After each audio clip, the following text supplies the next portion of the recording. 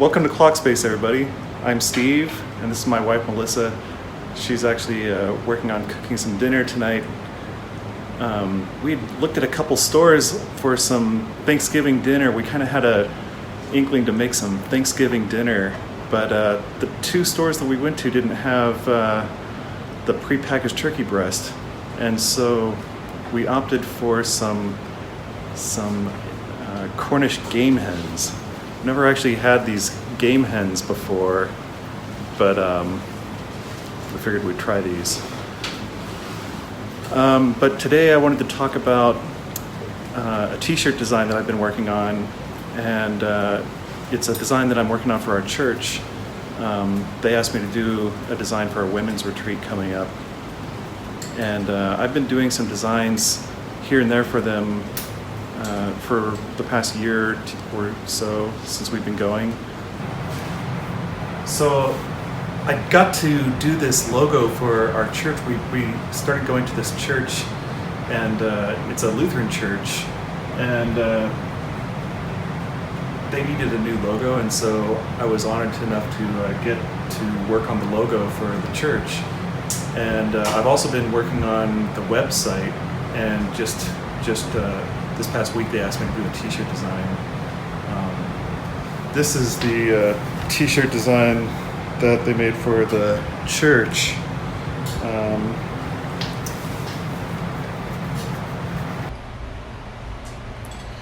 So this is the logo that I created for the church. I used Adobe Illustrator to create this. I wanted something nice and bold, something modern, new looking. One of my old instructors for graphic design taught that a good simple shape popped out of a solid shape makes for a good logo. So I wanted to incorporate the cross somehow and the P for promise. I wanted it to give it some angle here and have a little bit of action going in the logo to just give it a little more action and less corporate looking, I guess. And I felt like the cross negative space in the logo sort of reflects what the title of the church is called, Promise, and the cross is kind of a covenant, a promise that God gives his people, and this eye also becomes kind of like a beacon of a promise. And I made these kind of shears into the letter of these light beams coming off the beacon, kind of like a beacon of hope and promise of what God has promised to his people. And our church, their saying is, the promise is for you. And so I created this logo, and I felt like it turned out pretty good. One thing that I like to do is whenever I make a logo, I like to give all kinds of different file types. So I created the black logo, and I created a PNG of the logo, and this is the horizontal version of it with the logo on the left and just the typeface on the right. And this has a transparent background, which is nice to use in websites and stuff like that. The EPS version is a digital file. This is all vector based, which means I can like take a nodule and twist it, and this can be scaled up or down without losing any quality. And so I can shrink this, or I can enlarge it to however big, and it doesn't lose any quality. So I like to create all these different file types: a PNG with a transparent background, a vector quality logo, and a high-res JPEG, which a lot of people need a JPEG version of their logo, and a PDF. And so I also made a horizontal version, and I made a vertical version. This is the main version that I've created for the church as a blue, kind of like the sky here, and I've offset it with a couple different colors of blue in the actual wording, the logo type, the typography part of the logo. and they wanted me to do a bunch of different colors, so I've made like kind of a Christmas version. This has red and green. I've got a gold version. Let's look at the Christmas version here. There's a Christmas version, which is like red and green. I've got a gold version. Got a gold version here. And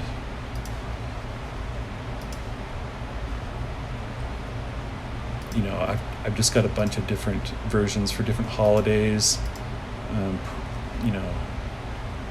Independence Day, Halloween, purple and green. I've just given a lot of color variations on the logo itself.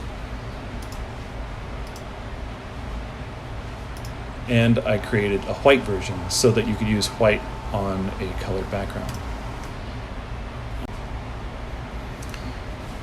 So I chose to do the church website. Originally, it was in, they had a logo or a website made in Squarespace, and they wanted something a little more extra. And I've gone to school for web design, and I used HTML a lot and CSS and stuff like that. I've used Dreamweaver before, and this program called Adobe Muse was kind of really becoming pretty awesome with some it had templates, and you could organize the website with a sitemap and really use kind of a design software kind of approach to creating the web pages. But apparently just as I finished this website, Adobe announced that they were going to be discontinuing Muse. And so I still continue to edit the website basically every week, sometimes every other week, but basically every week I update the website, and everything is working great with Muse. And until it's just totally not functional anymore, I'm going to continue using Muse. But one of these days it's probably going to not be available anymore to really edit my websites, and I'll have to resort to a different software or platform to create the website in. But for now I use Adobe Muse, and it's pretty cool. It gives you kind of this nice grid, and you can create guides, and you can scroll down and create the whole website. They have these things called widgets that do different things. This one is kind of a rollover, so when you hit this part, it will roll over, and then you can click on a link and take you to a map or whatever. One thing I update every week is the videos that are embedded right into the main pages, and I have certain pages that have videos embedded in them, and I take these they record these at the church, and then then they post them on Vimeo, and I just take their HTML from the Vimeo space to share it right on here, and you just paste it right in. And when you go live with this, it just pops right up. The one cool thing about this too is that I've created all these pages. It took a good month or more maybe to create this whole website, and I wanted to make it just a little more immersive.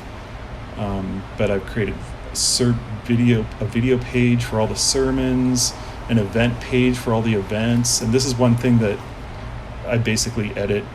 Every week they come up with new events and stuff, so they give me these events that they want to do, and I insert these here with a little photo here to go along with each event. But the cool thing about it is you start designing for the desktop, and it also has a kind of template size that you can also make the same website duplicated for tablet and for a phone. And so I've made a desktop version for in your browser on your computer, a tablet version, which is the exact same website but just kind of resized to fit your tablet. Kind of has a different navigation and everything, but just scaled to a different size for the tablet and for the phone as well. And so like if I click on this, it shows you kind of the scaling for your phone, and I had to like move things around to make it work and scroll on like an iPhone or a Samsung. And when you finish this, you can either upload it via HTML or write to FTP to a host's website. You can like export it right up to FTP or HTML. And so when you do that, it loads right up onto the server, and I can type in the website here, and this is how it all looks with the logo, and I have little drop-down menus here, and kind of a rolling over main navigation. These buttons go to the event pages and so forth. But I really loved Muse, and I'm kind of sad to hear that it's going. I don't really understand Adobe's thought process when they're taking away such an awesome tool and replacing it with subpar or not anything really. I'm not sure what they're replacing it with. But the other software programs are just a lot more complicated than creating this, and it was just a really nice platform for creating some cool websites with some cool little design features, like for instance, that I can do these cool little widgets that do things. And I also did the same for the ministry page. I created these little bubbles here for each kind of ministry, and so yeah, that turned out pretty cool. So they came to me and asked me if I could do a t-shirt design for this women's retreat. They wanted something kind of scripty, feminine, but they wanted it to say, "Be strong and courageous." And so I'm going to show you kind of how I started out with this sketch and worked it up into a t-shirt design. So this is the design that I did.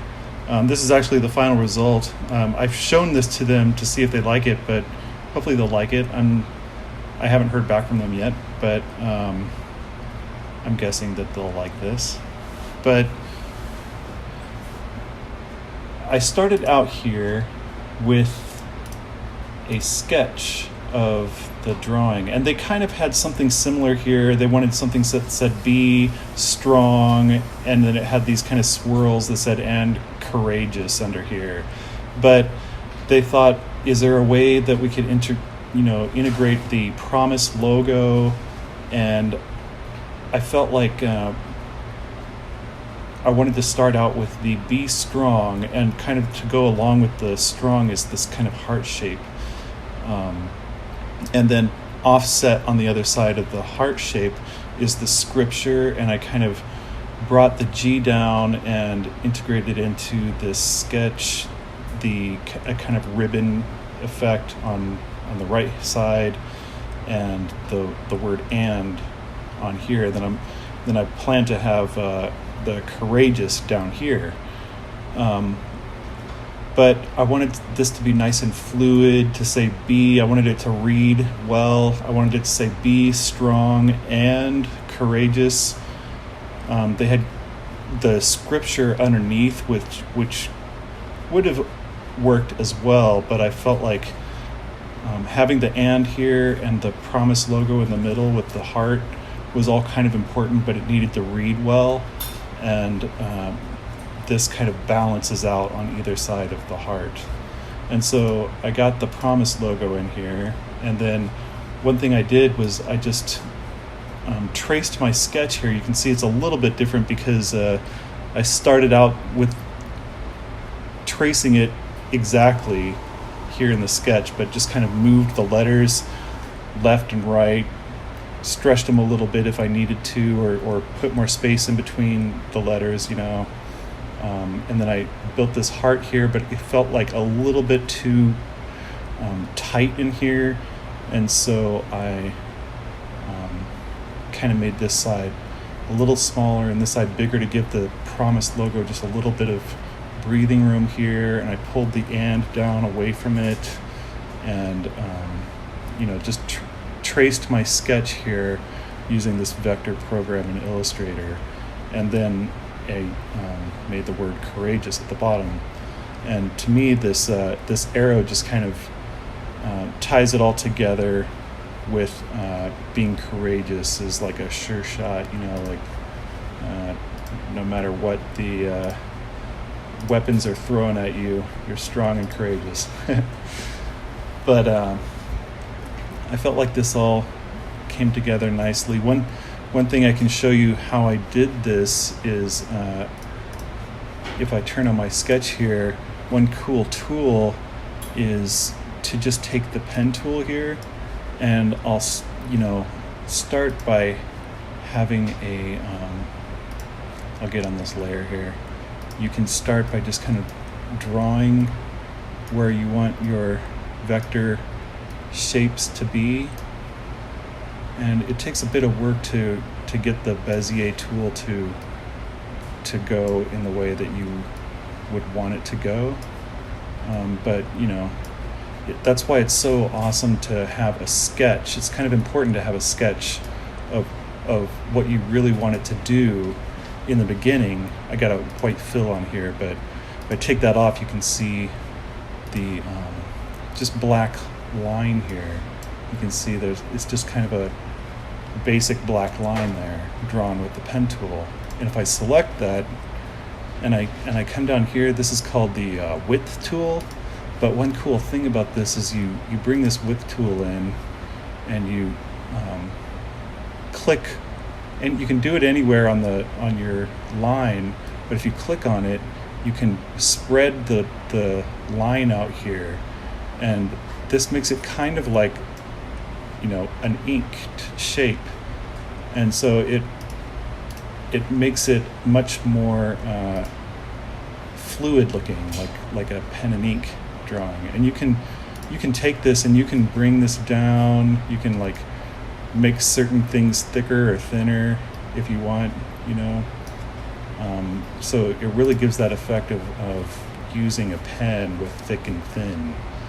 And so I did that here to the rest of the drawing, and just kind of made things too thick and thin, and just kind of traced what I wanted. For this part, I did find a font that is similar to what I was already drawing up here. This courageous kind of had to fit in, and this part is actually called Euphoria script, and then I ended up with an S that I liked from Caution script, and I also put the scripture and everything here on a path so that it kind of flows along with this ribbon. But yeah, that's kind of how I created this, and you can see it always helps to have a good sketch to begin with. I did try a few different options. It's good to make a few different thumbnail sketches of how you want to start your drawing, and so maybe do several little sketches of how you want the end result to look, and you can work out little things, and the cool thing is that's how I figured out how to do this little ribbon here, and I don't think I would have figured that out if I hadn't done a sketch first. So that is really a major part of design is working it up from the basic level to the end result, and designing how you want everything to be in the end. So Melissa's been busy cooking this turkey dinner, and it smells really good. Can't wait to try this. Cornish game hens. Ah yes, Cornish game hens.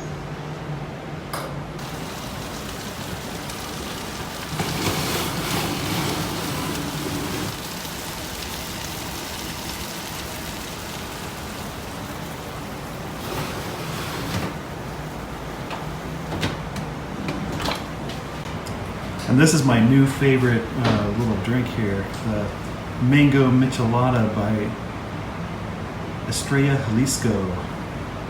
I strongly recommend it. So I hope that you found this video at least somewhat enjoying. I know it's a little bit boring to watch a guy do some work in design and show you some stuff with some computer, and I don't know, it's just all software stuff. It's just my job to me, but maybe it's interesting to you. But hopefully you enjoyed that, and if you like it, click the thumbs up on the video here, and like and subscribe and share. And for that, I'm going to say clock out. Prost.